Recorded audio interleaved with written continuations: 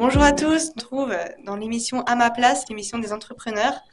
Et aujourd'hui, j'accueille Maureen. Bonjour, Ça enchantée. va? Oui, ça va. Enchantée aussi. Je suis trop contente aujourd'hui de te recevoir. Moi aussi, je suis contente Ça, de venir aujourd'hui. ouais, ça fait plaisir. Je laisse te présenter rapidement. Ok. Donc moi, c'est Maureen, j'ai 24 ans et j'ai un réseau de femmes ambitieuses. Je suis aussi photographe et community manager. Donc je suis un peu, comme on dit en ce moment, multipotentielle. Ok, Je m'intéresse un peu à pas mal de choses. Donc voilà. d'accord, trop bien. Par rapport à ton enfance, d'où tu viens, est-ce que tu peux nous en dire un peu plus? Oui. Du coup, moi, de base, mes parents, ils ont grandi en banlieue. Ok. Donc quand j'étais petite, ils ont tout fait pour justement un peu sortir de la banlieue, etc. Surtout que c'était des banlieues assez chaudes. D'accord. Et on est parti vivre à la campagne, donc j'ai vraiment eu ce côté où j'étais vraiment très surprotégée en fait, justement de tout cet environnement, etc. Et surtout, nous, on était très très famille, donc j'ai vraiment grandi proche de mon frère et de ma sœur. Et, euh, et justement, en fait, en grandissant, j'ai remarqué que j'étais peut-être un peu trop surprotégée. D'accord. Et du coup, j'ai essayé de me forger petit à petit. J'ai vu mes parents aussi, étant donné pour changer de de vie, avoir plusieurs travails. Donc, ils Mm. travaillaient 24 heures sur 24, 7 jours sur 7, etc. Donc, même si on était très proches et qu'on profitait quand on avait des familles et tout, enfin, quand on avait des vacances, etc., et bah, c'était beaucoup le travail, à fond, à fond, à fond. Ok, donc tu as beaucoup inculqué ces valeurs de travail. Ouais, c'est ça. Pour Ok. avoir ce que je veux, il faut Mm. travailler. C'est ça. D'accord. Et pour pouvoir offrir un cadre de vie, on va dire, à ma future famille ou Mm. même par rapport à moi, bah, il faut travailler. D'accord, ok. Ouais, je vois. Et à l'école, toi, t'étais quel type d'élève? Bah, j'ai aussi beaucoup été dans mon monde. Ok, C'est-à-dire que j'étais le genre d'élève, justement, qui dessinait sur ses cahiers ou qui d'accord. n'écoutait pas forcément les profs. Ou qui bavardait beaucoup aussi, on va pas se mentir. À part quand les cours ils m'intéressaient vraiment et quand le prof arrivait à rendre le cours intéressant. Et ça, je trouve, c'est la magie de certains profs quand ils s'intéressent vraiment aux élèves de, euh, de rendre le cours un peu plus intéressant et tout. Je me C'est rappelle de vrai. certains profs d'anglais et tout. Vraiment, c'était. donc, donc voilà. Quand je devais travailler, je travaillais. Mais sinon, j'étais beaucoup dans mon monde quand même. Ok. Donc un peu rêveuse, pensive. C'est ça, c'est ça. Et je le suis encore. Donc voilà. C'est bien, hein, s'évader un peu de ce monde de fou. Oui, c'est ça, c'est ça. Ok. Et t'as fait quelles études supérieures? Alors, après le lycée, quand j'ai eu mon bac, j'ai fait une fac de lettres, donc anglais, espagnol, parce que je voulais devenir journaliste et je voulais absolument Ok. maîtriser l'anglais pour être journaliste en Angleterre. Ah Donc ouais. voilà, c'était mon. Mais ça n'a pas duré longtemps, surtout que je suis tombée enceinte. Mhm. Et surtout, j'avais beaucoup de proches qui étaient déjà dans l'entrepreneuriat, donc je D'accord. séchais beaucoup pour aller justement déjà sur des shootings, Ah etc. oui. Je recommande pas ce genre de choses, mais euh, du coup, c'est là où j'ai commencé un peu l'entrepreneuriat, la photo. Ok. Et par contre, quand je suis tombée enceinte, je me suis dit, je suis obligée de reprendre mes études. Donc, j'ai fait un BTS communication pendant 2 ans. Et pour moi, ça a été comme un nouveau départ, puisque justement, en fait, l'école qui m'avait acceptée, et en plus, je faisais ça en alternance, et la tutrice, vraiment, c'était des personnes formidables et elles m'ont permis de voir que moi aussi, je pouvais le faire, en fait. Même si j'avais un enfant, même si j'avais pas forcément Mhm. la situation, bah, je pouvais quand même le faire. Donc voilà. D'accord. Donc ça n'a pas été un frein le fait d'avoir un enfant Ah non, pas pendant du tes tout. études? Ça a été une motivation, au contraire. Ah Donc oui. voilà. Ouais. Ok, bah, c'est fort, hein. Ouais. Franchement, bravo. Et du coup, c'était quoi ton déclic? C'était le fait de te dire, bah, j'ai un entourage qui entreprend, tiens, je vais m'y intéresser et voir ce que c'est réellement. Oui, il y a eu ça. Après, mes parents, eux, ils ont toujours travaillé. Ok. Et en fait, justement, eux, ils étaient DJ donc pour les mariages, etc. Mais Hmm. du coup, ils étaient déjà dans l'entrepreneuriat. Oui. C'est-à-dire que ma mère, je l'ai toujours vue prospecter, avoir des rendez-vous clients, etc. Ok. Donc en fait, mon entourage, c'était juste un peu une suite logique. Mais après, c'est vrai que justement, quand je me suis lancée dans la photo, j'ai commencé à côtoyer, on va dire, des personnes un peu plus connues ou qui étaient encore plus dans l'entrepreneuriat, etc.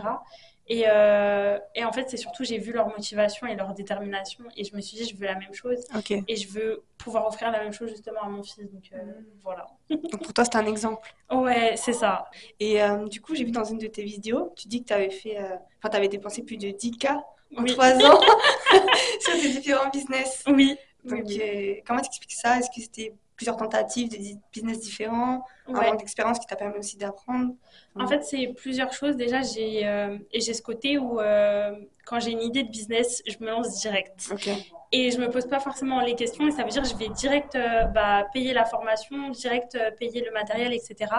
Et ça, je pense que c'est peut-être une erreur aussi de ma part, c'est-à-dire ok, qu'il faut un peu plus de temps et je l'ai compris maintenant pour se poser et pour lancer un business. ok. Ça a été, oui, plusieurs business différents. Ça a été dans de l'investissement, de matériel, de formation.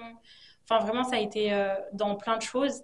Mais je regrette pas. Et je pense que c'est nécessaire de le rappeler que entreprendre, ça demande de l'argent. Et ça demande même des fois beaucoup d'argent.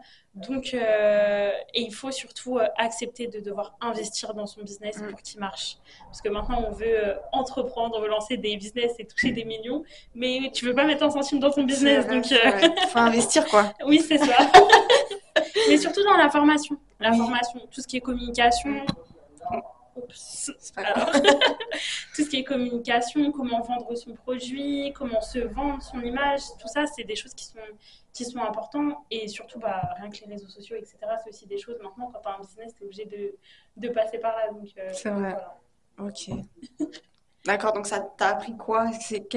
Quelle leçon t'en as tiré Moi, j'en ai de ça? tiré qu'il fallait que je me pose avant, qu'il fallait vraiment que je me pose les bonnes questions. Et ce que j'en ai tiré, c'est de jamais lâcher, justement, de continuer à me former, de continuer à Ok. investir en moi, sur moi, pour moi, tout ça en même temps, c'est Ok. important. Et du coup, t'en parlais au début de la vidéo, t'as créé Elevate Lady. Oui, C'est une plateforme pour former les femmes ambitieuses. oui, c'est ça. Voilà, tu peux nous en dire plus sur ce que tu proposes? Alors, pour l'instant, la formation, elle n'est pas encore sortie, donc Ok. l'académie, Ok. ça sort normalement début novembre.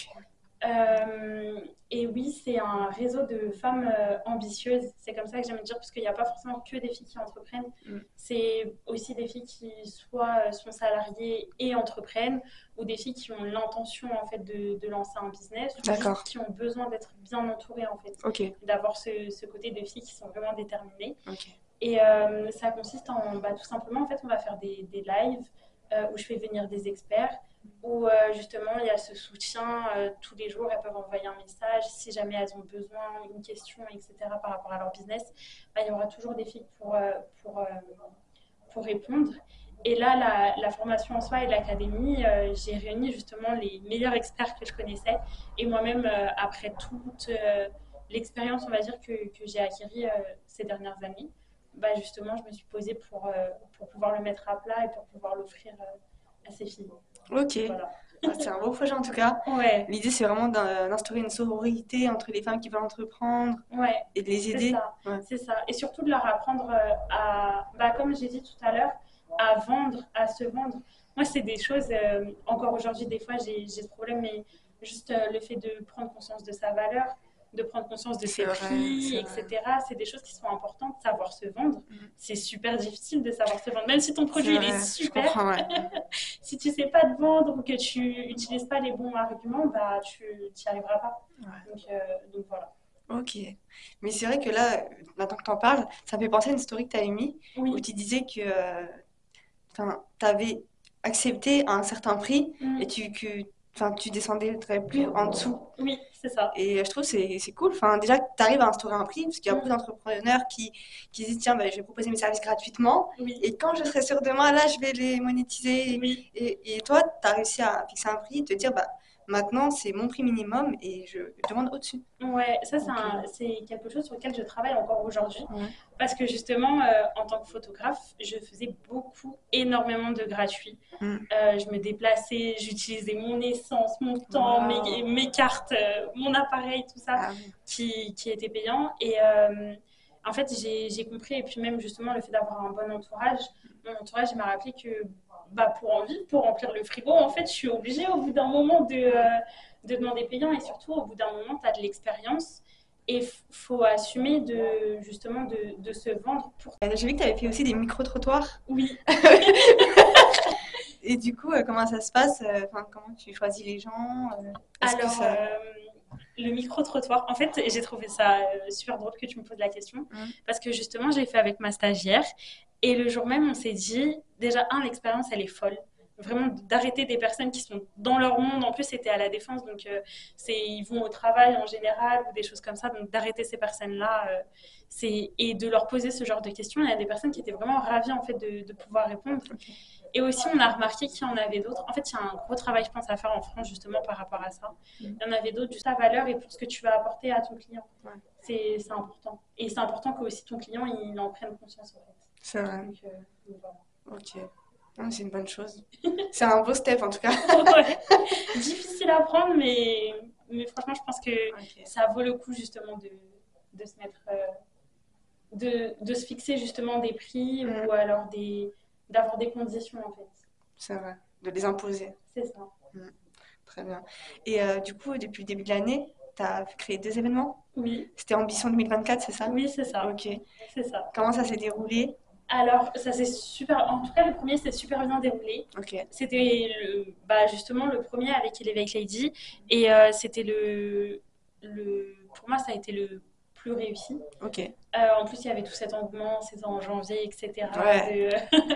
Les de... résolutions, Ouais, les c'est vision ça. boards et tout. C'est ça. Et surtout, en fait, moi, ça m'a. En fait, j'ai pris conscience de ce que j'étais en train de faire, parce que d'habitude, on avait déjà fait justement des rassemblements, c'était plus des restaurants, etc. Ou alors, il y a toujours eu les lives, mais là, c'est la première fois vraiment où je faisais venir les intervenants, où les filles payaient du coup pour l'événement. Et, euh, et je crois que c'est ce que je préfère le plus, même le fait de faire des petits goodies, je fais toujours des trucs un peu personnalisés, où justement, après, quand elles réseautent, c'est tout bête, mais je leur mets leur QR code comme ça, elles ont juste à prendre leur Insta directement. Enfin, c'est Ah des trucs oui. comme ça où, pour moi, les événements, c'est la meilleure partie, vraiment. Ok. Le deuxième a un peu moins été une réussite, parce que justement, je savais ce que je pouvais faire au premier, et je me suis mis trop de pression pour le deuxième. Mais vraiment, c'est ce que je kiffe, et vraiment, ça me fait toujours un bien, en fait, de pouvoir les voir en vrai, les voir réunis comme ça. Donc voilà. Ouais, c'est beau, surtout que tu te dis, ouais, c'est moi qui suis à l'initiative de tout ça. C'est ça, c'est ça.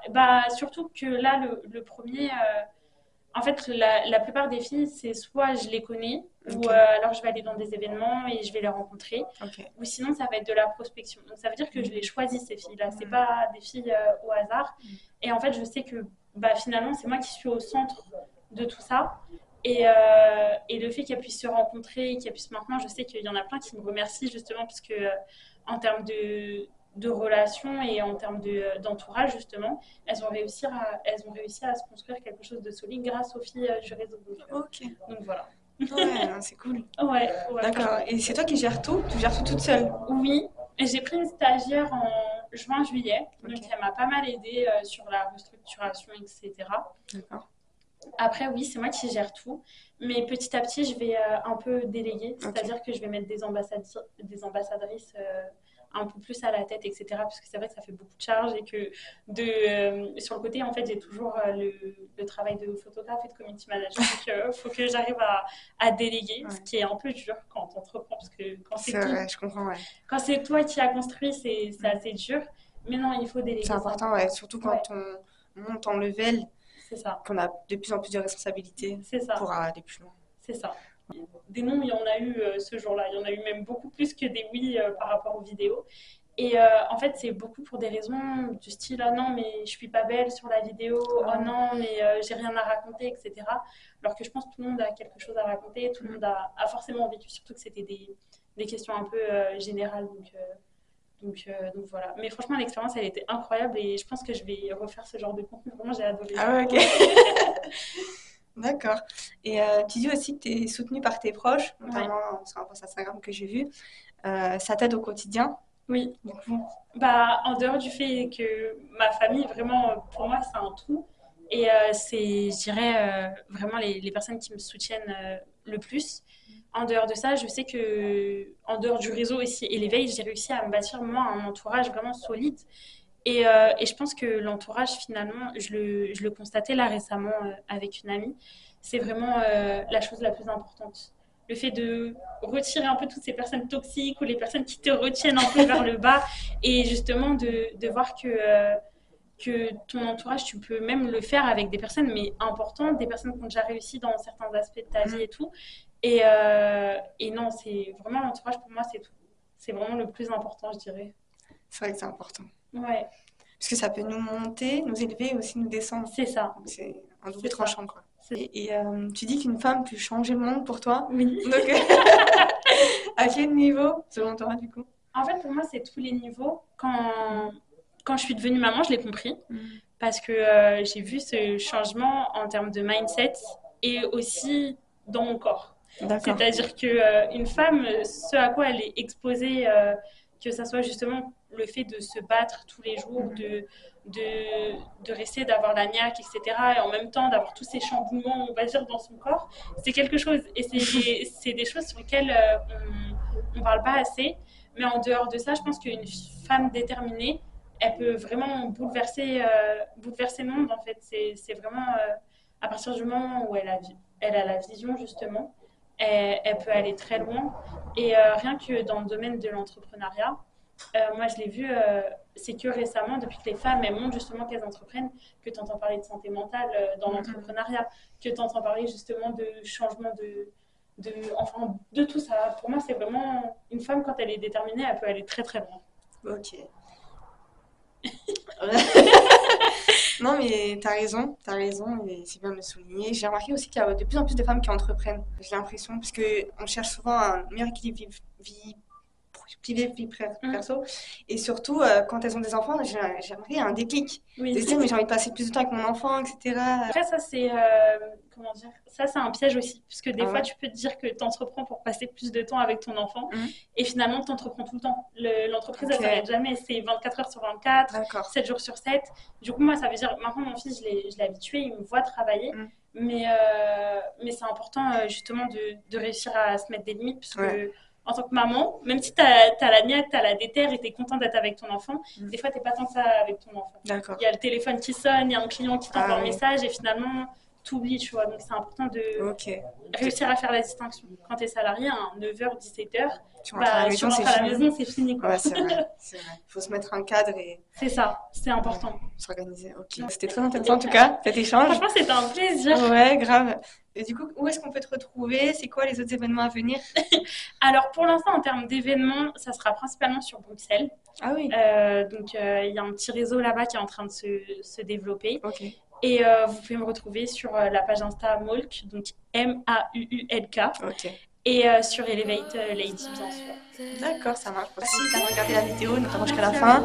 Et à la semaine prochaine pour une nouvelle émission.